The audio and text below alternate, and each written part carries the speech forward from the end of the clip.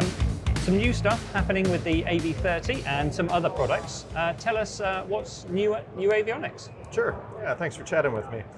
We have our primary flight displays, the AV30. Here you can see it in its attitude indicator mode, and here in its directional gyro mode or direction indicator mode. We're introducing some new capabilities that we just rolled out about a week ago into the experimental market, and we're certifying. And that's what we call AV-HSI. It's a small adapter that essentially adds AirInc capabilities to the AV30. Okay. So that'll allow you to connect it to your Garmin GNS 430W, your Avidyne, or really to any nav com radios, so VHF guidance as well. Okay. And that'll get you your IFR guidance right on the screen here. And you can see on the screen we have horizontal and vertical guidance. If we cycle through the modes here, you can see your typical HSI presentation here. This is showing an LPV approach with glide slope. It can also show, instead of GPS guidance, it can show ILS guidance. It also allows them to interconnect so that you can have a much more integrated system with synchronizing things like outside air temperature, barometric pressure, heading bugs, set altitudes, and all of that. So those are probably our most requested features we've had over the last several years. People love the return on investment of being able to take out an expensive spinning gyro that the overall cost have gotten extremely high on, and replace it with a really reliable digital instrument that takes up less space, weighs a heck of a lot less, and allows you to remove the vacuum system. The challenge has been that some people also have a separate HSI that's vacuum driven, and so not having that instrument guidance capabilities was a bit of a challenge for customers, and we've really resolved that. We also have additional mapping capabilities that now come in here. Oh, yeah. We can depict holds, we can depict DME arcs, things that we just weren't able to do prior. So it's really a very compact, fully formed EFIS solution. We also have introduced it time ago, but are just adding a lot of new features to. It's our AV link, and that is the Wi-Fi adapter. So that brings traffic into these systems so that you can display traffic from your Sky Echo or Sentry products, or really any ADS-B receiver.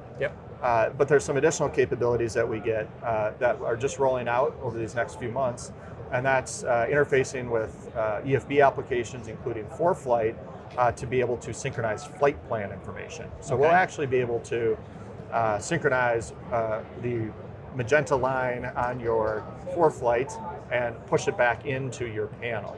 So this is a really new capability that has a lot of power when you combine it with the last thing, which is the Autopilot interfaces.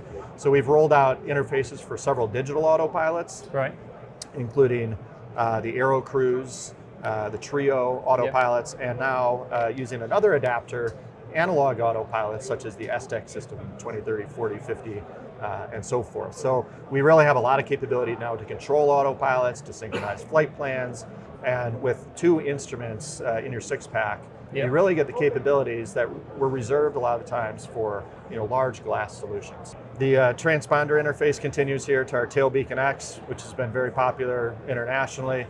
We've improved some of that capability, kind of the squawk code entry and things. We've taken a lot of customer feedback. For the European market, we've also made a lot of improvements just from a units perspective. Folks who are interested in kilometers per hour, and from a barometric pressure with being able to return to Q&E, Q&H, standard pressure, things like that. So we've had a lot of customer requests that we've put forward in these last software releases. So it's a constant pace of updates for these, mostly based on customer requests, and we're very active with continuing that development. I'm an active Sky Echo user. Wonderful. Is there any developments coming up in the Sky Echo world, or? Well, a lot of it is how it interfaces with these systems, because we now have that ability to bring in that data and really share that Wi-Fi network in the cockpit. The device itself, we very much like what it is and how it is. I know it's been in the market for a while, but it's still, we feel, the best device on the market for conspicuity.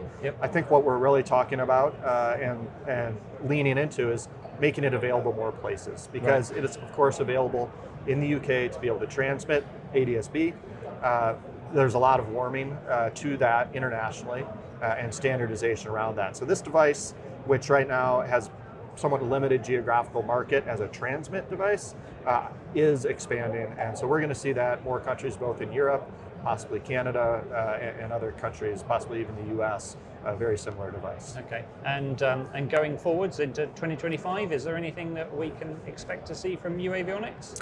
Yeah, I mean, we are continuing to evolve this ecosystem that you see here. There's, we have, of course, a lot of kind of longer term research and development projects in the work, and if our track record is showing, we really like creative new things. So we're not ready to roll those out just yet. Yeah. I think the big thing is really what we call the open connected cockpit, and it's making all of your devices work together. And we have a lot of customers who retrofit aircraft. They may have a 40-year-old Autopilot they still want to work with a 20-year-old IFR Navigator. They don't want to buy all new. So this, we really have an incremental, piecemeal approach to being able to upgrade your avionics and interface with them, which is something that's been very difficult in recent times in the cockpit because things don't talk together as well as they used to. Yeah. So we're trying to crack that back open. We're trying to make things talk together. We like working with all the other companies here at Aero. And I think what you'll see is a really updated flying experience when you can combine the iPad with certified avionics, with your transponders, with your autopilots. And it's really going to be something that people haven't quite experienced before. And that's what we're shooting for, and that's really what we're trying to deliver our promise of today. Fantastic, Ryan. Thanks for your time. Yeah, thank you so much. Pleasure.